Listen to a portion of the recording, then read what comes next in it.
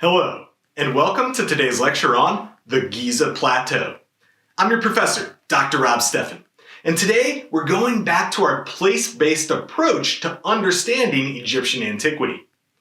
And when it comes to the Old Kingdom, or really any time in ancient Egypt, there's no more famous, more important, or more striking site than the pyramids of Giza.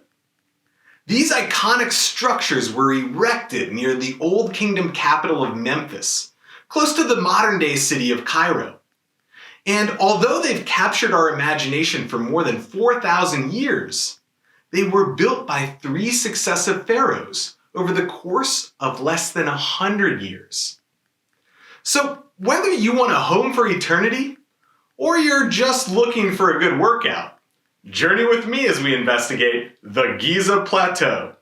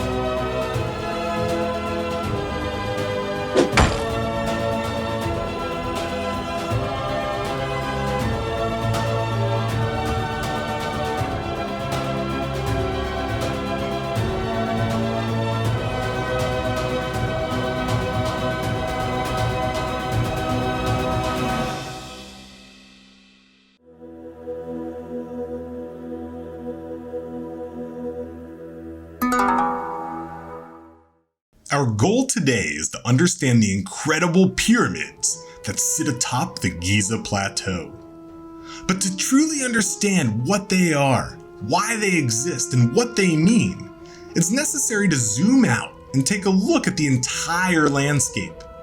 Giza itself is located in the north in Lower Egypt, and it served as the burial place for the Old Kingdom pharaohs who ruled from the city of Memphis, located just south of modern-day Cairo.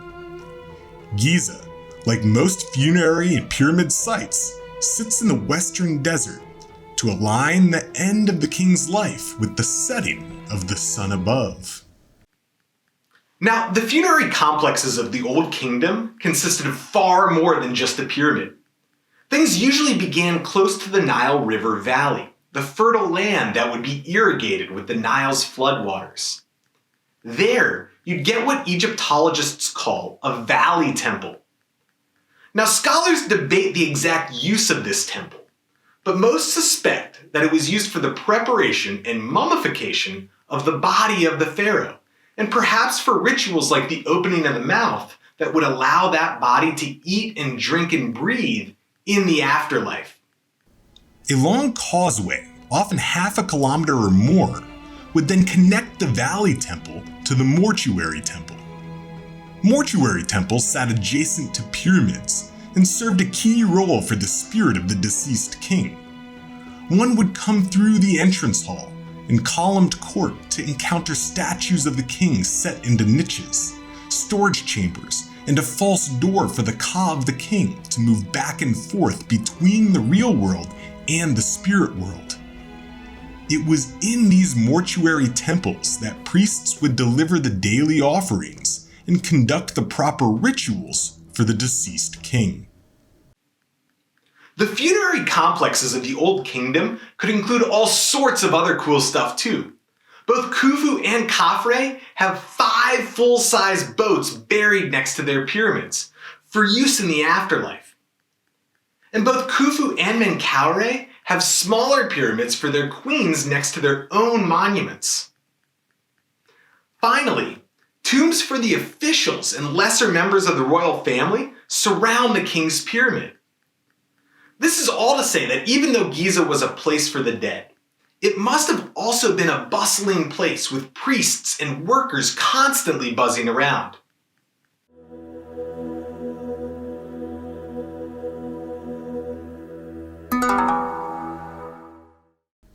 In just a minute, we're going to take an in-depth look at the Great Pyramid of Khufu at Giza. But first, let's get a sense for how the pyramids were built. For more than 4,000 years, the Great Pyramid was the tallest structure built by mankind, retaining that title until the Eiffel Tower was completed at the end of the 19th century. So how in the world did the Old Kingdom Egyptians, people who lived 2,000 years before the Greeks and Romans, accomplish such an amazing feat? Well, like most things, it begins with a strong foundation. The base of the Great Pyramid is level within 2 centimeters. It's perfectly square within 11 centimeters, and it's aligned perfectly with the cardinal directions within 3/60ths of a degree, which is absolutely amazing considering they didn't even have a compass to work with. So how'd they do it? Well, the key was all right angles. And even though Pythagoras was still 2,000 years in the future, the Egyptians had discovered that a triangle with a 3-4-5 ratio always produced a right angle. The rest was just elbow grease. Still, that's a lot of elbow grease. Part of the reason Giza was selected as the site for the pyramids is that it was close to limestone quarries, so the blocks didn't have to be moved all that far. And it was workers, not slaves, who quarried these blocks, using bronze tools by wetting the surface and adding sand where cuts needed to be made. Once hewn, it likely took about 10 to 12 workers to move a single 1-ton block. Although debates remain whether these blocks moved on sleds by wetting the sand to reduce friction, or whether they were moved on rollers to avoid contact with the sand altogether. Now, once the blocks got to the site of the pyramid, they needed to be dragged up a massive ramp to be put into place. And the blocks on the interior of the pyramid are much rougher and much less precise, while the blocks on the outside fit together so tightly, it's tough to get a sheet of paper between them.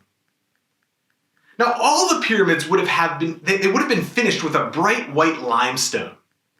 But except for the very tippy top of the pyramid of Khafre at Giza, most of this has been looted for use in other buildings.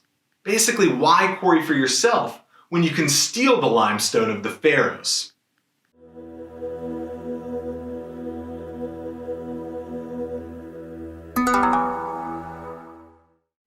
Now that we have a sense for its context and its construction methods, let's look at the Great Pyramid.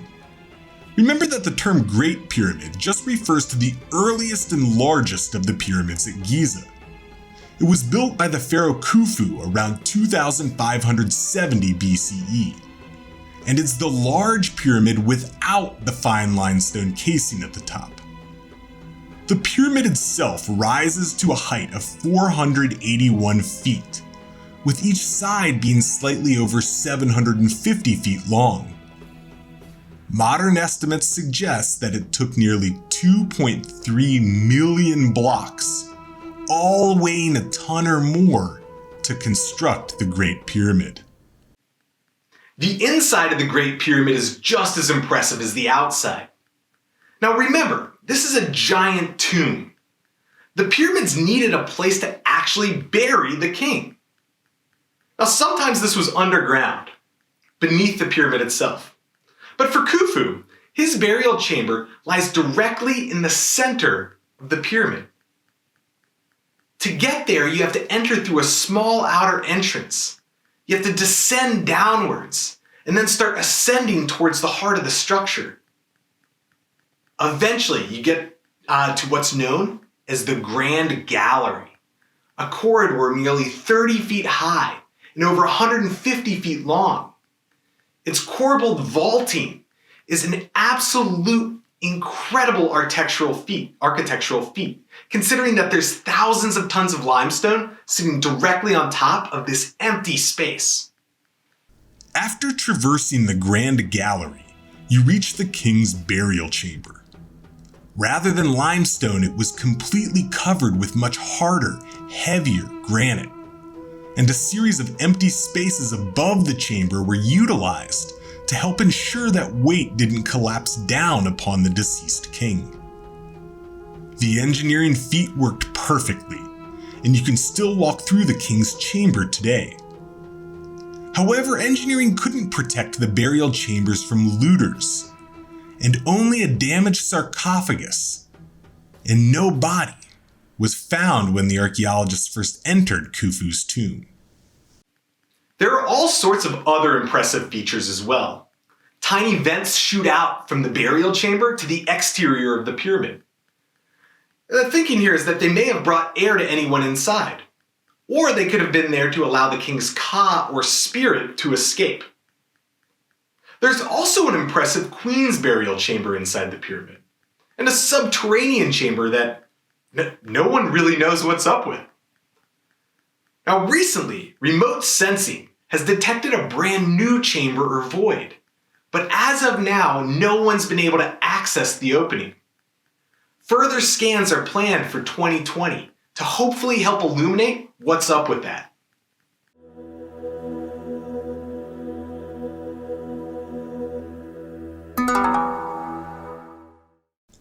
No discussion of the Giza Plateau would be complete without a look at its most famous sculpture, the Great Sphinx. With the head of a human and the body of a lion, the Great Sphinx of Giza has attracted the interest, and some crazy theories, of scholars, rulers, and the general public for more than 4,000 years. Not only is it the most memorable sculpture on the Giza Plateau, it's the very first monumental sculpture in all of ancient Egypt. Now the Sphinx itself is monumental indeed. More than 200 feet long, 60 feet wide, and 60 feet high. And what's really crazy is that a statue of this size wasn't built using stone the same way the pyramids were. Not at all. Instead, it was carved directly out of the existing bedrock. That's right, like Michelangelo carving the David. Some ancient sculptor, or sculptors more likely, chiseled away tons of limestone to create what you see today. One of the biggest debates surrounding the Sphinx is who built the massive beast. Most scholars today believe it was Khafre, the second pyramid builder at Giza, due to the Sphinx's location next to the Valley Temple and the causeway of Khafre that lead to his pyramid. Other scholars disagree. Some think that the facial iconography resembles Khufu, and that Khafre's causeway was built around the pre-existing structure. Still others argue that the quarrying area suggests that both the causeway and the Sphinx itself predate any of the pyramids. Now, one of the most interesting artifacts found near the Sphinx is known as the Dream Stela. It was erected in the New Kingdom 1,000 years after the Sphinx was sculpted by the pharaoh Thutmose IV. The story tells of Thutmose when he was still a prince, out near the Sphinx on a hunting expedition. And on that hot day, he fell asleep in the middle of the day between the paws of the Sphinx to get some shade. In his sleep, a god in the form of the Sphinx spoke to him, saying that his body and legs had been covered by the sands of time. The Sphinx itself had been covered up by sand. And if Thutmose freed him from these sands, clearing the desert and restoring the whole statue, he would one day become king. The bottom of the inscription is lost, but Thutmose IV did indeed become pharaoh, perhaps with a little help from the Great Sphinx.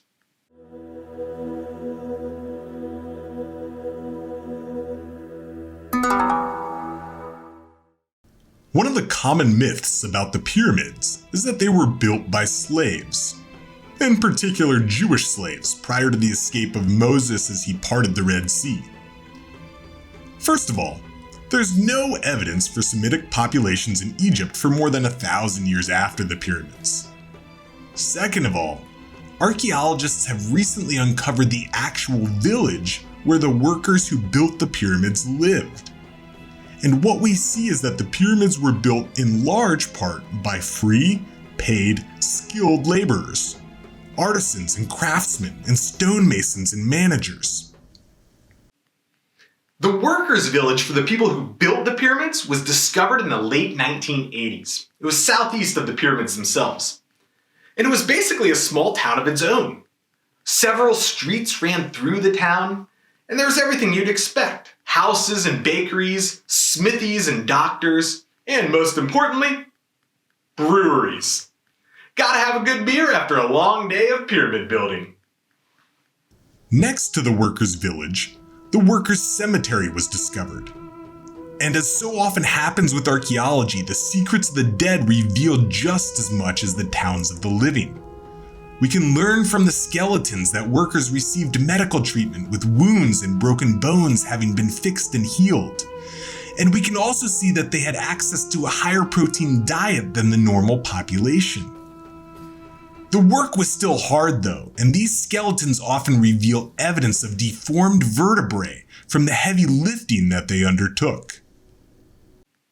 Now, all in all, we get a very different image than we do in the movies.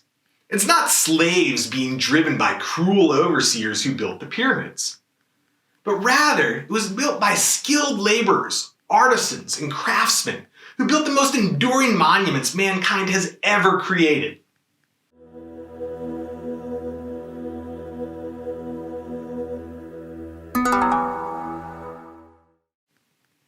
When we look at the Giza Plateau, we learn about far more than just the architectural styles of the 4th dynasty.